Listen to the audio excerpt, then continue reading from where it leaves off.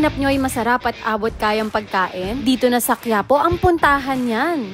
Welcome po sa Chow Pan ng Ina Mo. Kain na po kayo dito sa Carlos Palanca. Pagdating nyo pa lang, iramdam nyo na ang buhay ng Quiapo. Masigla, makulay, at amoy pa lang, tsak magugutom ka na. Parang roti master ang galawan Sa labas nga ng Quinta Market, madami ng mga kainan. Isa na dyan itong spicy caldereta na niluluto pa lang sa harap mo, matatakam ka na. Sa kahilera nga nito, andito din yung kare-kare na ginamitan lang ng dinurog na mani. At ang hindi mawawala sa street food ay ang ihaw-ihaw. At dito, may higanting ihaw-ihaw. At halos lahat ng lamang loob, meron. Nagpunta din tayo ng Muslim area para matikman ng sikat na nasi goreng at may roti tissue na napakataas, kaya tara, kain na tayo! So yan guys, first stop natin ngayon, andito tayo sa Chow Fan ng Ina Mo para tikman yung kanilang spicy caldereta na may kasamang chow fan rice. Ito guys, 100 pesos ang isang order nito. O diba, napakasulit na. Kaya tara, kain na tayo. Ayun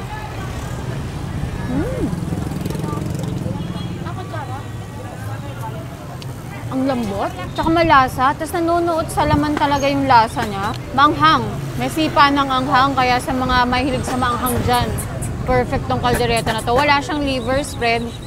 So, alam ko may mga tao na ayaw din sa liver spread. Ayan, eto wala siya.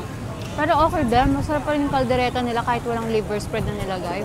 Kasi napakalasa, tsaka yung anghang naman niya, for me, tolerable. Hindi naman siya yung super anghang na hindi mo na makakain. Okay pa rin. Bagay dito sa chow fan rice. Akala ko yung caldereta pang lang pang plain rice. Pero okay din pala siya sa sa chow fan rice. Grabe. Nagmamantika-mantika pa yung caldereta. Sarap. Yung pinagkaiba po ng kaldereta po namin dito, sobrang spicy po siya, bukod po sa iba po kasi hindi ganun kaanghang. Sa amin po, literal na kumakagat po yung anghang ng kaldereta dahil ang sili po na ginagamit namin is giniling. Hindi po yung literal na sili na inihiwa lang. Pinagigiling pa po namin siya para kumagat yung anghang. 100 lang po siya, may kasama na po siyang chow pan rice. Siguradong okay siya dahil marami naman po yung serving. So yun po ang mga bestseller po namin dito, spicy ribs caldereta. Meron po kaming lechon kawale, may paksiw na lechon din po at saka meron po kaming combo Hungarian sausage with siomai with chow pan, 100 pesos po. Nakapag-isip ako ng ganitong business dahil sa naging matumal na dun sa mga iba kong negosyo, tas ito yung mga nagkiklik sa iba, so yun, gumaya din ako. Kaya nagkaroon ng pagkakataon, makapagtinda ako dito sa Carlos Palanca ng ganitong kakaibang klase ng mga pagkain. Dati kasi nagtitinda lang ako ng mga pagkain, is nilalako ko lang siya gumagamit ako ng cart. Iniikot ko yung kahabaan ng Carlos Palanca, Plaza Miranda, Evangelista, yan, iniikot ko siya. So ngayon, nagkaroon ako dito ng pwesto sa kahabaan ng Carlos Palanca. Nakastay na ako, di na ako naglalako. Sa mga gusto pong kumain dito sa Chris Angel Chow Pan ng Ina Mo, dito lang yan sa may kahabaan ng Carlos Palanca, katabi ng Quinta Market. Kaharap lang po siya ng Quiapo Church sa may Villalobos Street. 12 po ng tanghali hanggang alas 2 po ng madaling araw. Masarap yan, te. Talagang purong mani ba yan? Purong mani po to, sir. Walang peanut butter? Wala po. Purong mani, masarap yan Tapos may alamang ka rin doon, Yes po. Pwede ba lagyan yung sauce, yung kanin? Pwede po, kayo po. May extra bayad na yan? Wala po. Wala naman, libre lang. Opo.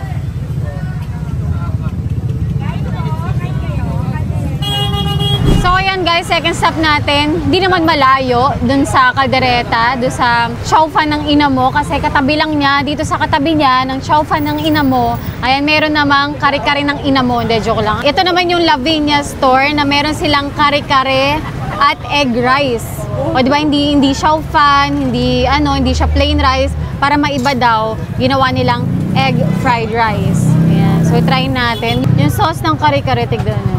Ang lapot, sobrang lapot. Tsaka makikita mo talaga yung parang dinurog na mani talaga. May mga buo-buo pa siya.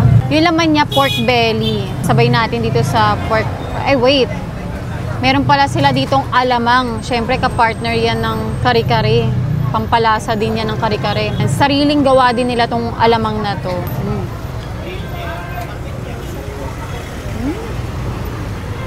Masarap na alamang nila. Bumabagay dito sa kare-kare. Yung kare-kare, maning-mani. Yung parang dinurog na mani talaga. Hindi mo malalasahan yung pagkamanamis-namis ng peanut butter eh. So parang wala siyang nilagay na peanut butter. Pero ito talaga guys, yung nagpapalasa dito sa kare-kare nila, yung kanilang alamang. Dapat may alamang talaga yan.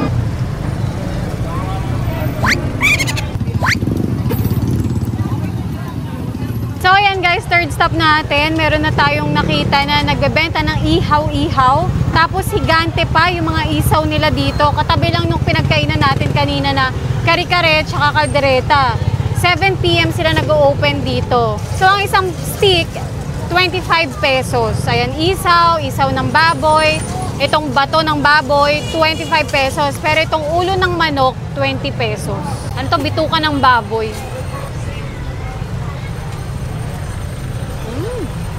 Sarap. Yung timpla niya, parang manamis-namis na may anghang. Hindi ko na alam kung dahil sa suka yun, pero ganun yung lasa niya. Tsaka malambot. Hindi mahirap nguyain. Isaw ng manok. Ito hindi ko nilagyan ng suka eh. Try natin na walang suka.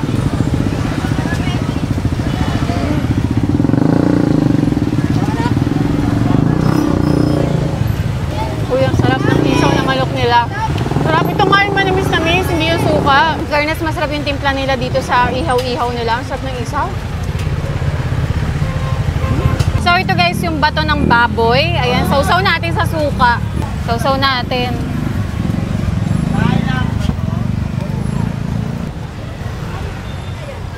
Aranoy!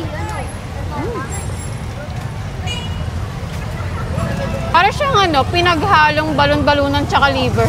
Ganon. Kaya ako nakakain din ng bato na ganito kalaki. Mostly kasi nakakain kong bato, maliliit eh. Kasi yung talaga parang pebbles. Ito grabe, ang laki ng bato.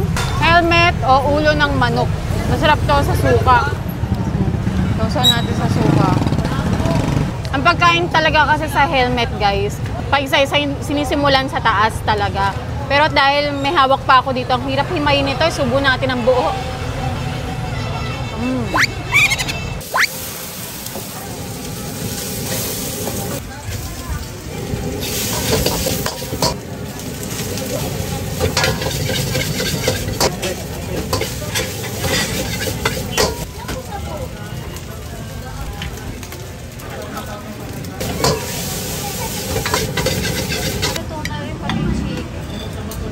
Meron po dito sa amin na mga mie goreng. Ito po ang bestseller namin. 110 lang po. May itlog na siya at saka may itlog din doon sa loob ng para mix na yon.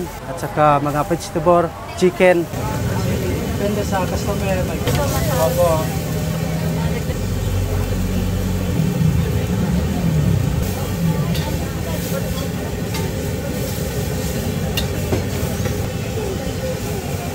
Meron pala kami mga take-out. Pag take-out, 115. Pag dine-in, 110 lang. At saka marami pang mga roti namin or mga nasi goreng namin. Fried rice yon, yung nasi goreng. At saka chicken biryani, roti telur o roti kosong. At saka martabak chicken, martabak tuna, cheese, roti cheese with egg. Yung pinaka-bestseller namin, mie goreng at saka nasi goreng. Doon po ako sa Malaysian po. Nagtrabaho po ako doon ng siguro mga 27 years. Nagtrabaho ako doon sa Malaysia, Sabah, Kota Kinabalu. Pero ako, taga Mindanao po ako na Muslim kami. Ang katagal ng dito sa amin, isang taon na. Pero tuloy-tuloy pa rin ang mga customer namin. Pwede din kayo dumating dito kung gusto nyo mga matikman ang mga roti namin at saka mie goreng namin.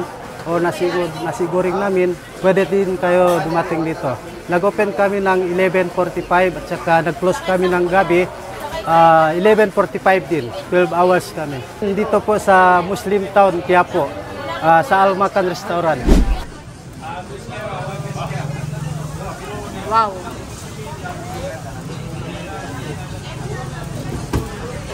Kuya, gano'n na kayo katagal nagbabato ng roti? Bago lang, te.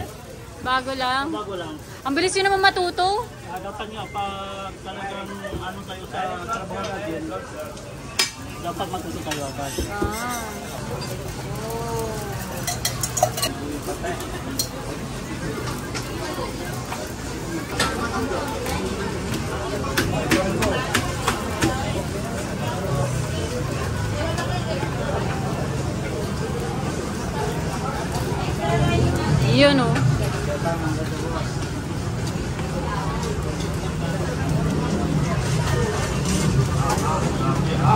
Roti Master ang galawan eh, oh.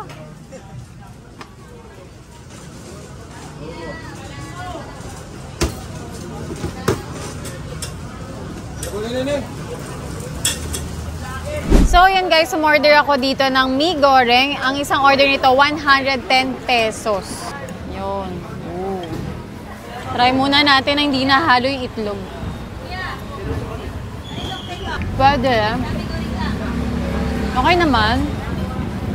Yung may kalasa yung noodles niya, parang ano, parang Mickey, parang ganun.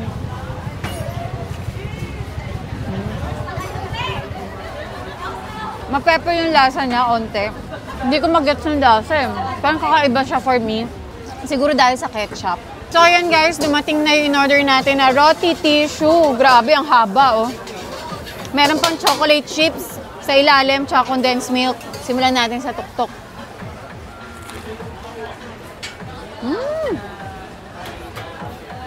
Wow.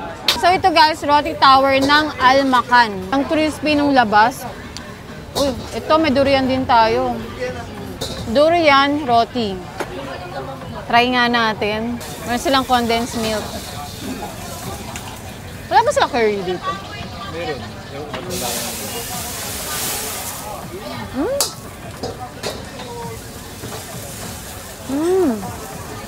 Ingat. Itong durian roti nila parang pang dessert. Yung durian kasi may pagkamanamis na siya. Tapos isasawsaw mo pa siya sa condensed milk. So parang pang dessert siya na roti.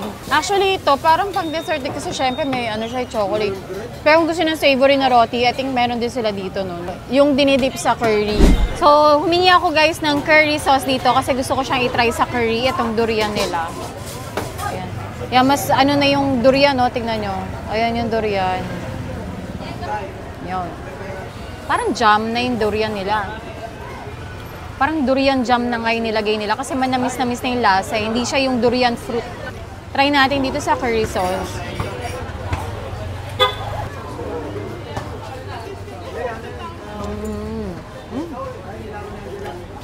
Masarap yung ano nila, curry sauce. Ako pagdating sa roti, gusto ko talaga sa curry sauce eh.